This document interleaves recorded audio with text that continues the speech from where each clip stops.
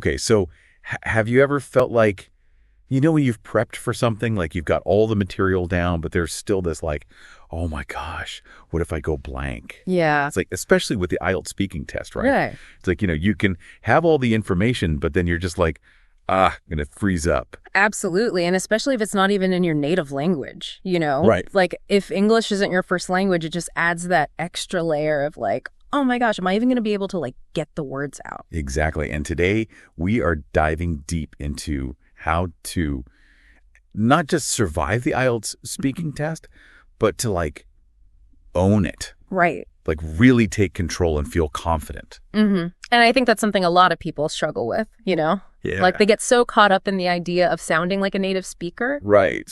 But that's not what the IELTS is about at all, really. It's about communicating. Yeah. Communicating your ideas well and clearly, regardless of, your accent or anything like that. And we've got like 3 different sources we're going to be pulling from today to help us break all of this down. Cool. So we've got this discussion guide specifically for non-native English speakers, which I think is really cool. Yeah, that's super helpful. And then we've got some insider secrets from this book, IELTS Speaking Examiner Secrets, Ace the 2025 Test. Ooh, very cool. I know. And then this other set of notes that I found, which is about like this whole slow and detail-oriented approach to like learning a language, which I think is amazing for like really anyone tackling like a new language. Yeah. Yeah. I love that because it really is about taking your time and, absorbing it all rather than just like trying to cram it all in.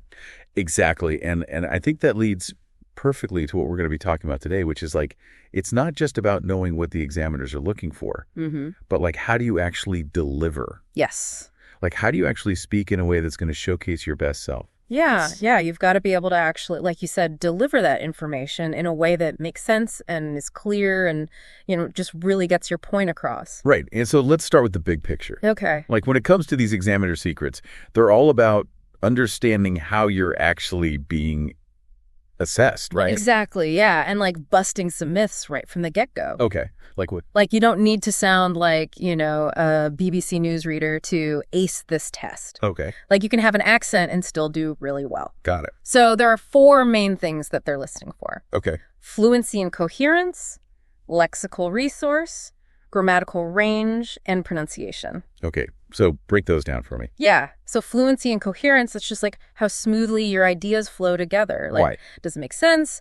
Are you jumping around all over the place? Or is there like a nice kind of flow to what you're saying? Yeah. Lexical resource is kind of like your vocabulary. Okay. But it's not just about using fancy words. It's about using the right words. So like if you only use good or bad all the time, it's like, okay, maybe you need to expand your vocabulary a bit. Yeah. But it's about showing that you have a range of vocabulary and you can use it correctly. So it's like quality over quantity. Exactly. Okay. And then grammatical range, that's kind of similar. Okay. It's not about using super complicated sentences to impress them. It's about showing that you have control over the language. Okay. So like, can you use a variety of sentence structures? But the most important thing is, can the examiner understand what you're saying? Right. So it's not about like showing off. No, not at all. Okay. And then pronunciation. Uh-oh. This is one that a lot of people get hung up on. Yeah. Does this mean like I have to completely lose my accent? No, not at all. It's just about making sure that your words are clear and understandable. Gotcha. So think about things like word stress and intonation. Okay. Like those are the things that can really help convey meaning, even if you have a bit of an accent. I'm starting to see a theme here, which is like, it's more about clarity and like being yourself. Yes, exactly. And trying to force this like unnatural way of speaking. Yes, 100%. Okay, but I'm dying to hear about these examiner secrets. Oh, yeah. You said there were 5? 5 juicy secrets. Hit me. Okay, secret number 1 is pacing over speed. Ooh. A lot of times we think that speaking quickly means we sound more fluent. Yeah. But that's not always the case. Right. Rushing often leads to mistakes. Oh, I've been there. Yeah. And it can make it hard for the examiner to understand what you're saying. Like I'm trying to get all the words out as fast as possible, and I'm just like tripping over myself. Exactly. So instead, focus on keeping a comfortable pace. Okay. And pausing strategically. Oh. Like to give yourself a moment to gather your thoughts or to emphasize a certain point. So like pausing is actually a good thing. It can be, yeah. It can make you sound more fluent and in control. I like that. I like that a lot. What about vocabulary? So like I'm always worried about sounding too basic. Yeah. But then I'm also worried about trying to use a word that I don't really fully understand and then sounding like a fool. Totally. Like, is there a secret for vocabulary? Yes. Secret number 2 is vocabulary quality over complexity. Ooh. So it's way more effective to use simple, clear language that you're comfortable with Right. than to try and like shoehorn in some big word that you don't really know how to use. Right, right. Think about it like, which is more impactful, saying, this book was profoundly enlightening, Uh-huh. or this book changed how I see things. Okay, that second one is way more powerful. Right. Yeah. It's simple, it's direct, it's clear. I'm like holding on to this clarity over complexity thing for dear life. It's a game changer. All right, secret number 3. Okay, this one might surprise you. Mastering clarity, not accent. Okay, so you're saying like I don't have to lose my accent. No, like we said before, it's not about erasing your accent. It's about making sure that each word is clear and understandable. Okay, but what if I have a little bit of an accent? That's totally fine. Okay. It's about focusing on things like word stress and intonation. Right. So, for example, the word pho to graph Mm-hmm. has a different stress pattern than photographer, Oh, wow.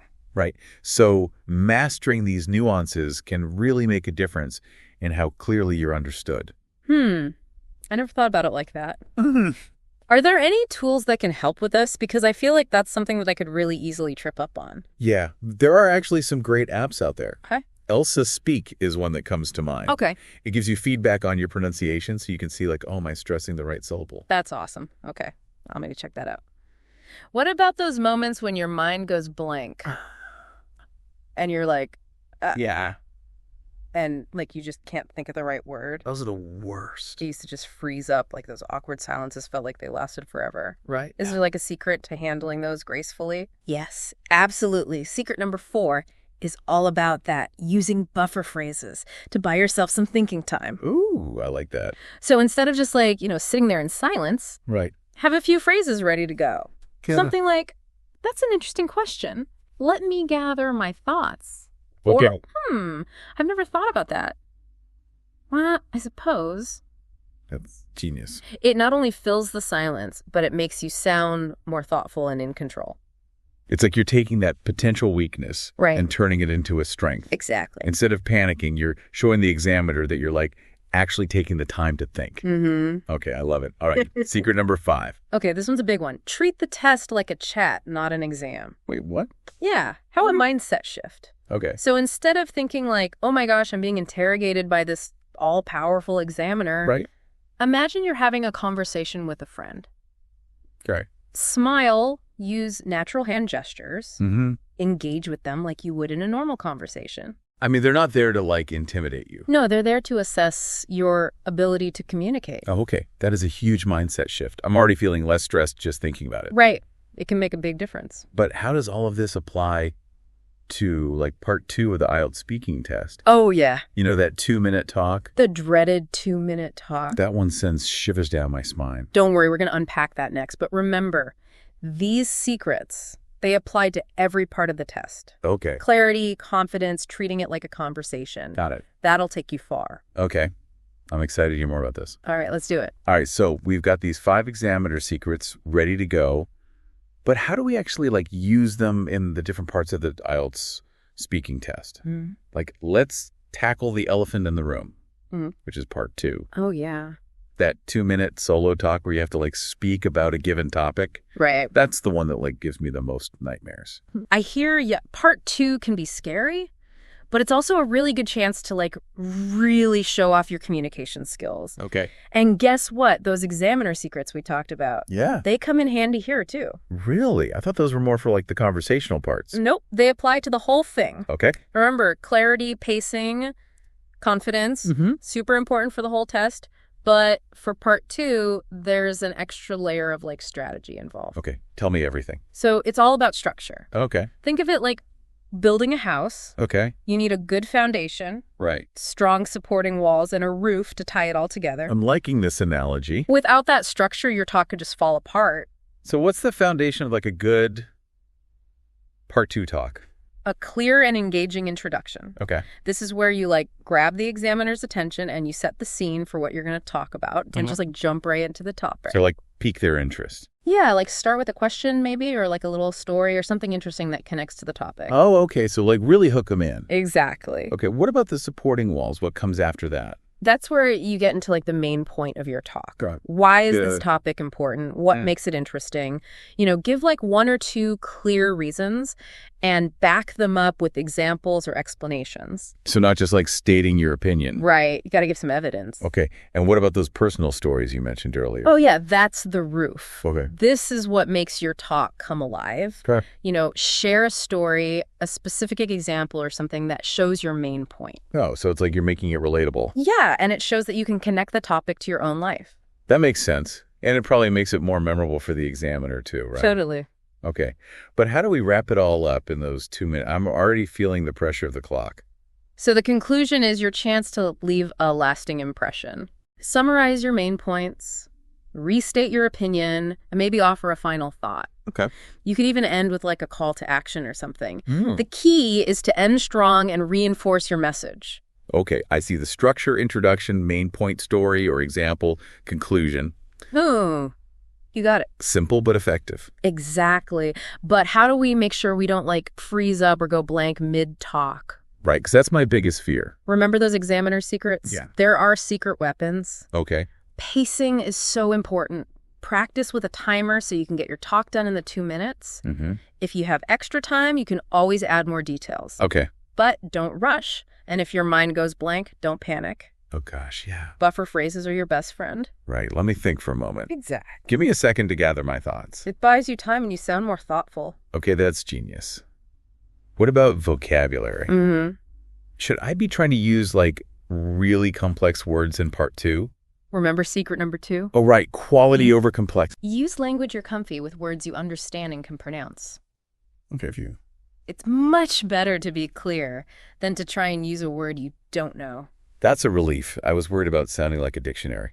And what about grammar? Do you need to be perfect? Yeah. Nope. Really? The IELTS isn't about being grammatically perfect. It's about communicating. Right. If you make a small mistake, don't stress. Just keep going. This is so freeing. It is. Like you're giving us permission to be human. We all make mistakes. Okay, what about pronunciation? Mm-hmm. I know you said it's not about losing our accent, but is there anything specific we should focus on for part 2? Clarity is key. Remember. Right. Pay attention to word stress, intonation. Practice those tricky sounds. Okay. And use those pauses. Okay, this is all making so much sense. But what about those common mistakes that people make? Like giving one-word answers, Oh, yeah. overusing filler words, or sounding like they memorized a script. Right. How do we avoid those, especially when we're nervous? You hit the nail on the head. Let's start with one-word answers. The key is to elaborate. Okay. Instead of just saying yes or no, give reasons, examples, or even a little story. Just like we're painting a picture. Exactly. The more details you give, the more interesting it is. I love that. Yeah. And speaking of stories, what about those memorized answers? Ugh, examiners can spot those a mile away. Right. It sounds so unnatural. Instead, just focus on speaking naturally, even if you make a few mistakes. Right. It's like talking to a friend. Exactly. You don't worry about every word being perfect. Right. You just want to connect and share your thoughts. That's such a good point. And what about filler words? Ah, yes, we all have them. I'm a chronic and like user. The good news is you can get rid of them with practice. Okay. Remember those buffer phrases? Oh, yeah. Let me think for a moment. Give me a second to gather my thoughts. They're like magic. They buy you time and make you sound more thoughtful. Okay. I'm adding those to my mental toolkit. And what about nonverbal communication? Oh, yeah. You mentioned that earlier, but how does that play into part 2? It's super important. Remember, the examiners are looking at your overall communication. Right. Not just the words. Exactly. They want to see those nonverbal cues that show confidence and engagement. So eye contact, smiling posture, hand gestures. All of it, even when you're speaking solo. It's like we're on a stage. Exactly. You're giving a presentation even though you're alone. So should we be making eye contact with the examiner even though we're not talking directly to them? Good question. You don't need to stare at them the whole time. Okay. But it's good to glance at them occasionally. Okay, like acknowledge them. Exactly. Make sure they're paying attention. What about smiling? Should I be smiling even if the topic is serious? Smiling is powerful. You can use it strategically. Okay. If the topic is light, a smile shows warmth. Mm-hmm. But even for serious topics, a little smile shows confidence. Like I'm not freaking out. Exactly. Okay, I like that. Yeah. What about posture and hand gestures? We all have our nervous habits. I get fidgety. Being aware of them is the first step. Okay. For posture, stand up straight, but relaxed. Imagine a string pulling you up. Okay. It shows confidence and helps you breathe. Yeah, hand gestures. Use them naturally to emphasize things, Okay. but don't fidget or make distracting movements. So it's about finding that balance. Yes, being expressive, but in control. This is great. I feel like a conductor. I love that. And remember, practice makes perfect. Right. Record yourself, pay attention to how you're speaking and how you're moving, and get feedback from someone. This has been so helpful. I actually feel excited about part 2 now. That's great to hear. But there's one more thing I have to ask about mindset. We talked about this before, but how does our mindset affect how we do on the IELTS? Mindset is huge. Correct. It can be your best friend or your worst enemy. Right. Imagine two people with the same English level. Okay. One thinks their language skills are set in stone. Okay. And the other one thinks they can improve with effort. Who do you think will do better? I'm going to say the one who thinks they can improve. Me too. Like they have more confidence. Exactly. And they're more likely to see challenges as chances to learn. Right. Instead of giving up. They see the IELTS as a chance to show what they can do, not as a judgment. That's so powerful. It's about shifting our focus from fear to growth. But how do we actually get that growth mindset? It's about being aware of those negative thoughts and challenging them. Okay. Ask yourself, is this thought helpful? Often we focus on what could go wrong instead of what we can control. So like instead of saying, I'm going to mess this up, Right. we could say, I've prepared well and I'm going to do my best. Exactly. It's about using positive self-talk. And remembering that mistakes are part of learning. Yes, embrace them. This is so inspiring. It's like our mindset is a muscle we can train. You got it. The more we practice positive thinking, the stronger we get. It's not just for language learning either. Nope, it's for life. You're giving us a toolkit for life. That's the goal. This is amazing. I feel like I can take on anything now. I love that. Remember, language learning is a journey. Enjoy it and never stop learning. Okay, wow, we've covered so much today. Yeah, we have. Those 5 examiner secrets. The framework for part 2, and like this whole idea of growth mindset. It's amazing how much like psychology plays into like learning a language. It really does. Especially when it comes to a test like this. Right, like it's not just about the words, you know. Right, exactly. It's about your whole approach. Before we wrap up, though, I have to ask about something that's always kind of confused me. Okay. Like nonverbal communication. Yeah. How important is that really in the IELTS speaking test? More than you might think. Really? Because it's not like they're filming us or anything. True, but even though there's no camera, the examiners are still paying attention to your nonverbal cues. So it's not just what we say, but how we say it. Exactly. Think about like in any conversation, you're sending nonverbal signals all the time. Your facial expressions, your eye contact, your posture, even how you're using your hands. And the examiners are picking up on all of that. They're trained to notice those things. Okay, so it's not enough to just like know the vocabulary and the grammar. You also have to like project confidence through your body language. Exactly. It's all about communication as a whole. And this all ties back to those 5 examiner secrets. Right. It all connects. So like when we talk about pacing over speed, Yeah. it's not just about the words, but also using pauses effectively. Exactly. A good pause can give you time to think, and it also gives space for your body language to communicate. And what about vocabulary quality over complexity? I bet that applies to nonverbal communication too, right? It only does. It's about being genuine. Right, not trying to force anything. Use natural gestures that feel comfortable for you. Okay, so it's like the same principle just applied to our body language. Exactly. And mastering clarity, not accent. That would apply too, right? It does, like, think about eye contact. Okay. It shows you're engaged and confident. Right. But staring too intensely can be weird. So it's about finding that sweet spot. Yeah, being expressive but appropriate. What about using buffer phrases? Ah, yes. That's not just about filling silence, right? It's also about resetting your nonverbal communication. Oh. Like, take a breath, relax your shoulders, make eye contact, and then keep speaking. I never thought about it like that. It's like a little mini break to check in with yourself. Okay, and then finally, treating the test like a chat. Yeah. That's about being yourself, both verbally and non-verbally. Exactly. Smile, use your hands. Let your personality show. This is amazing. It's like we've unlocked this secret code I like that. for acing the IELTS speaking test. It's about integrating everything. Right. Using our words and our bodies to communicate effectively. You got it. So for our listener out there who's getting ready for the IELTS speaking test, Yeah. what's like the one piece of advice you would give them to help them feel confident and authentic? I would say remember that you are more than just your language skills. You are a unique person with valuable experiences. Right.